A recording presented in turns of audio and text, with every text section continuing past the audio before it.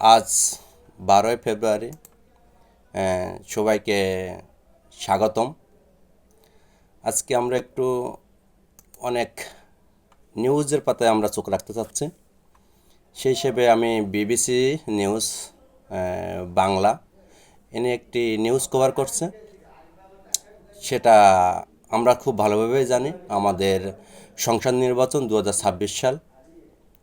আজকে আমাদের নির্বাচন চলছে। সেখানে বিবিসি বাংলা একটা নিউজ কভার করছে। তার শিরোনামটা এরকমই: গোপালগঞ্জের ভোট কেন্দ্রে ভোটার নেই বললে চলে। আসলে এই ভোটার নেই একটা কেন্দ্রে, এটা তো আসলে মানা যায় না। তবু আমরা দেখে আসবো যে আসলে সেখানে কি বলছে। এখানে বলছে গোপালগঞ্জের বিভিন্ন ভোট কেন্দ্রে ঘুরে দেখা গেছে ভোটার উপস্থিতি নেই বললেই চলে। আমরা জানি যে আওয়ামী লীগের একটা প্রধান ঘাঁটি গোপালগঞ্জ।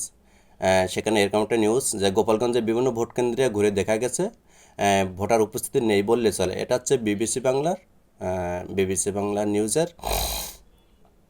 সাংবাদিক এটা বলছে। তারা বলতে চাচ্ছে। তারপরে কি বলছে যে এবার সারা বাংলাদেশে ভোটের চিত্র এরকম, কিন্তু গোপালগঞ্জের পরিস্থিতি অন্যরকম হতে পারে। মানে এটা আমরা সবাই জানি যে কারণটা কি, যে হওয়ার কারণটা। তারপরে এমনও বলছে এমন আশঙ্কা আগেই থেকেই ছিল। মানে সবার একটা আশঙ্কা ছিল যে আওয়ামী লীগের ঘাঁটি যেহেতু গোপালগঞ্জ, সেখানে এরকম একটা নির্বাচনে যেহেতু আওয়ামী লীগ নাই, সেখানে এরকম একটা আশঙ্কা থাকতেই পারে।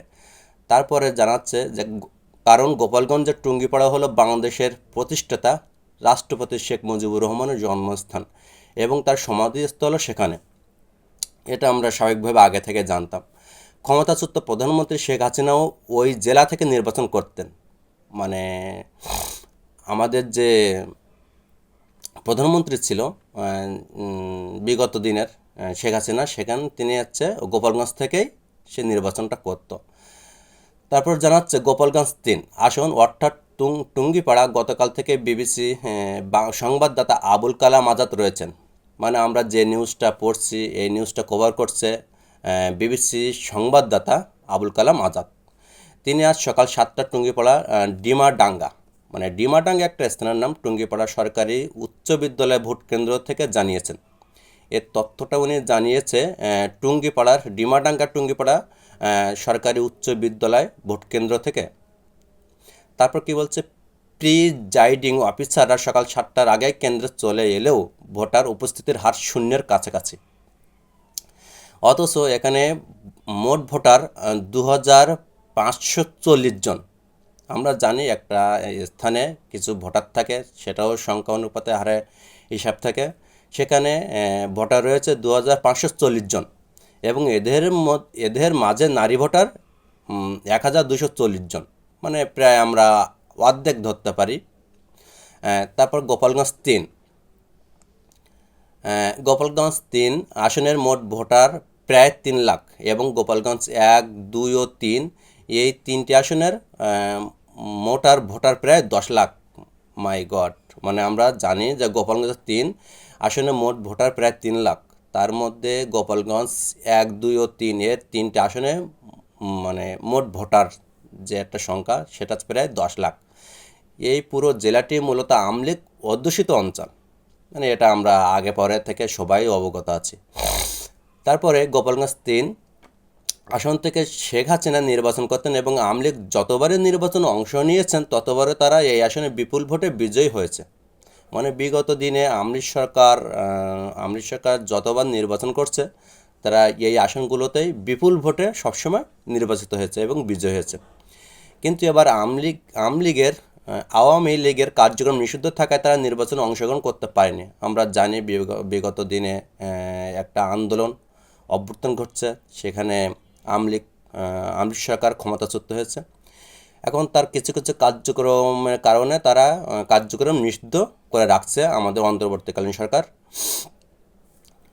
তারপর কি জানাচ্ছে যে আওয়ামী লীগও এখানে ভোট বর্জন ডাক দিয়েছে। মানে ওই অঞ্চলটায় বা ওই আসনগুলোতে আওয়ামী লীগও ভোট বর্জনের ডাক দিয়েছে।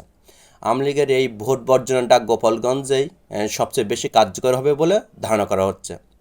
সবার একটা ধারণা আছে যে আওয়ামী লীগ যেহেতু ওই আসনগুলোতে ভোট বর্জনের ডাক দিয়েছে, সেখানে ভোট বর্জন ডাক দিয়েছে, সেখানে ভোট বর্জন হবে, এটা সবাই আশাবাদী।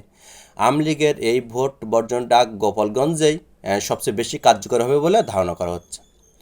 তবে আওয়ামী লীগে পদধারী নেতারা প্রকাশ্যে এসে ভোট বর্জনের মতো কোনো কর্মসূচি দেয়নি। মানে আমরা সবাই জানি যে আমাদের বিগত দিনের সরকার গণ অভ্যুত্থানের কারণে ক্ষমতাচ্যুত হওয়ার পরে বিভিন্ন নেতাকর্মীদের কোনো দেখা সাক্ষাৎ নাই, কিন্তু এই যে ভোট বর্জনের ডাক দিয়েছে সেখানে তারা কোনো প্রকাশ্যে আসেনি, প্রকাশ্যে ভোট বর্জন কর্মসূচি দেয়নি, কারণ তাদের অনেকেই নামে মামলা রয়েছে এবং কেউ কেউ জেলে। এটা কারণ আমরা স্বাভাবিকভাবে সবাই জানি যে বিভিন্ন কর্মকাণ্ডের কারণে তারা বিভিন্ন মামলা খেয়েছে এবং কেউ কেউ জেলে আছে। এই জন্য তারা, যারা বড় বড় নেতারা আছে আওয়ামী লীগের, তারা কেউ ভোট বর্জনের সরাসরি এসে ডাক দেয়নি। তারপর যেটা জানা যায়, তবে সাধারণ ভোটারদের মাঝে ভোট নিয়ে আগ্রহ কম হলেও প্রার্থীদের এজেন্টরা আশা করছেন বেলা বাড়ার সঙ্গে সঙ্গে ভোটার উপস্থিতি কিছুটা বাড়তে পারে। এটা স্বাভাবিকভাবেই আমরা জানি, প্রতিবারের ন্যায় এবারও সকাল সকাল কোনো ভোটাররা তারা ভোট কেন্দ্রে যায় না, কিন্তু বেলা বাড়ার সাথে সাথে ভোটাররা কিছুটা হলেও ভোটার সংখ্যা বাড়তে দেখা যায়। তারপর যেটা জানা যায়, বেলা বাড়ার সঙ্গে সঙ্গে কিছুটা বাড়তে পারে, তারা আশা করছে 50% ভোটার উপস্থিতি হতে পারে।